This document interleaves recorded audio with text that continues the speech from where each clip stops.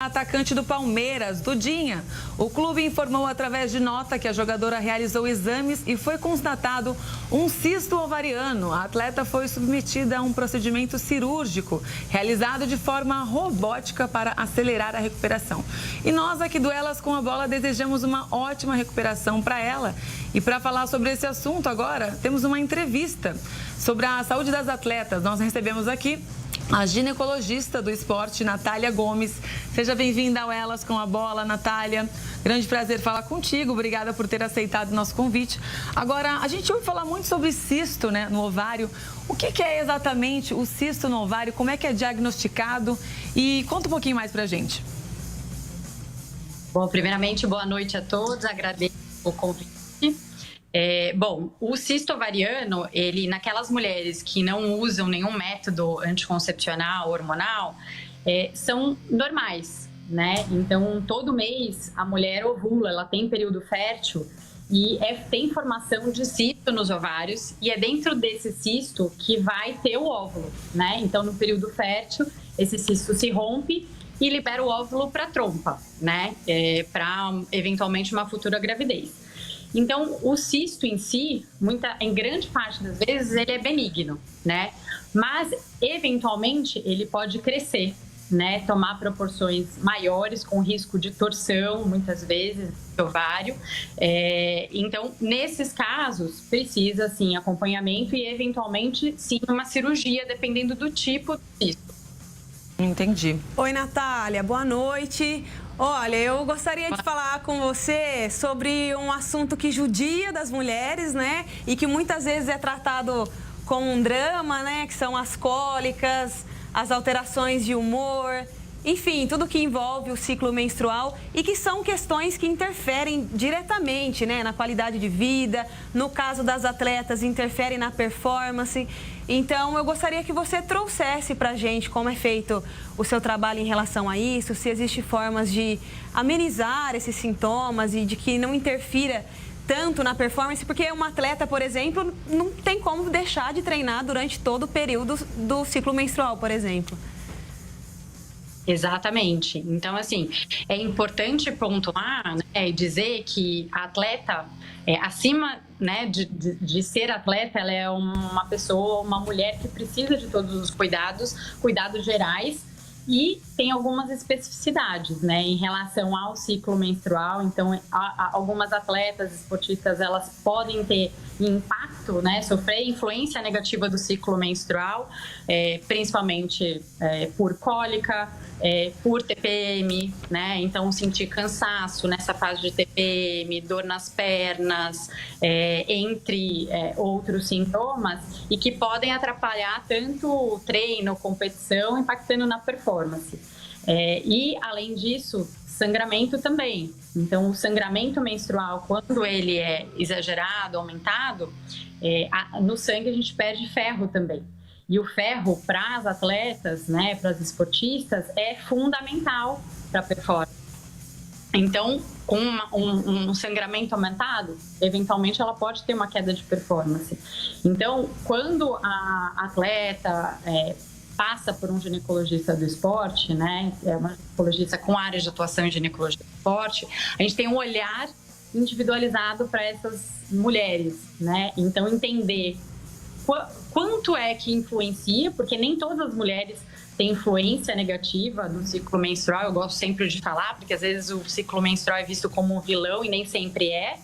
Às vezes a pior fase do ciclo que a gente vê em estudo, né, que é a menstruação, o período menstrual, é onde os estudos mostram que é a pior performance das atletas, mas tem algumas atletas que não, que tanto subjetivamente quanto objetivamente é a melhor fase dela do ciclo menstrual, né? Mas quando tem, sim, impacto e influência negativa, tanto na qualidade de vida quanto também na performance, aí a gente vai conversar e tem tratamentos, inclusive, eventualmente, métodos anticoncepcionais apropriados, dependendo da queixa, da modalidade esportiva. Então, por isso que é importante esse acompanhamento dessas atletas, da mesma forma que elas fazem avaliação pré-participação esportiva anual, né? Então, é importante também que elas sejam incentivadas a procurar o ginecologista para fazer também o acompanhamento da própria saúde, né? Natália, é um prazer falar contigo sobre esse assunto tão importante. Queria que você falasse um pouquinho sobre essas pré-temporadas que os clubes fazem, o quanto os exames de pré-temporada ajudam a vocês chegarem em diagnósticos como o da Dudinha, por exemplo, o quanto é importante esse diagnóstico precoce e em que momentos, em que casos é indicada a cirurgia, como aconteceu com ela, por exemplo. Não sei se você acompanhou o caso dela, mas eu queria que você falasse um pouquinho sobre isso. E também queria que você citasse aqui pra gente em relação às mulheres mais velhas, que são atletas, já estão se aposentando e querem ter filhos, por exemplo. Existe algum tratamento específico? Como é que vocês lidam com essas atletas também, com esses pensamentos lá na frente, por exemplo? Tá. Então, assim, primeira pergunta, né? Então, em relação a essas avaliações anuais dos clubes, em geral, essa pré-participação esportiva, ela tá tem um objetivo mais de prevenir alterações cardiovasculares, de alteração, né, do coração, ou eventualmente ortopédico. Mas o que tem se, na verdade, proposto é também ter uma avaliação ginecológica junto, né? Mas, em geral, são avaliações gerais, de exames gerais, de testes cardiológicos, para justamente evitar risco, né, e minimizar risco de eventuais complicações, né?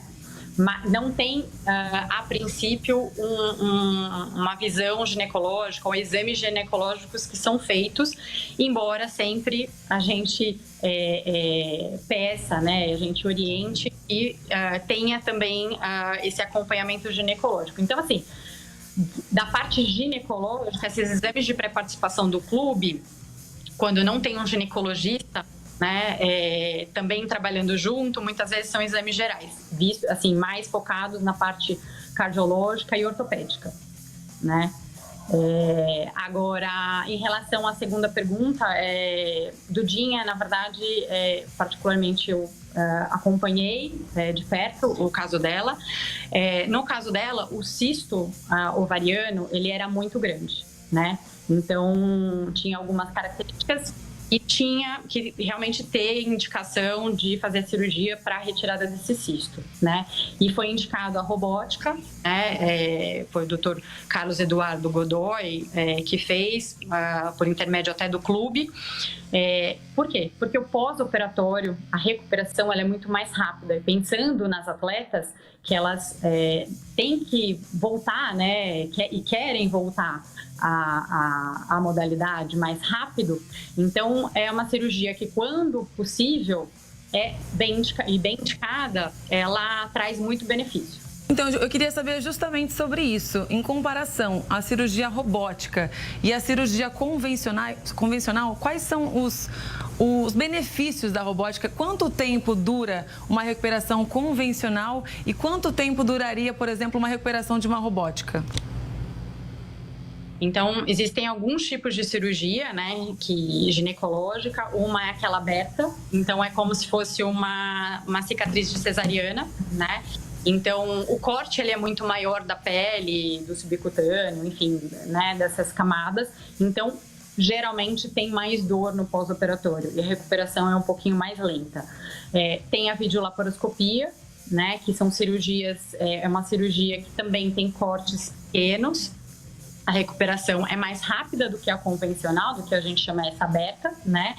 E a robótica, ela vem, na verdade, com uma técnica que é muito melhor. A visualização durante a cirurgia é melhor, então, com menores riscos de complicações.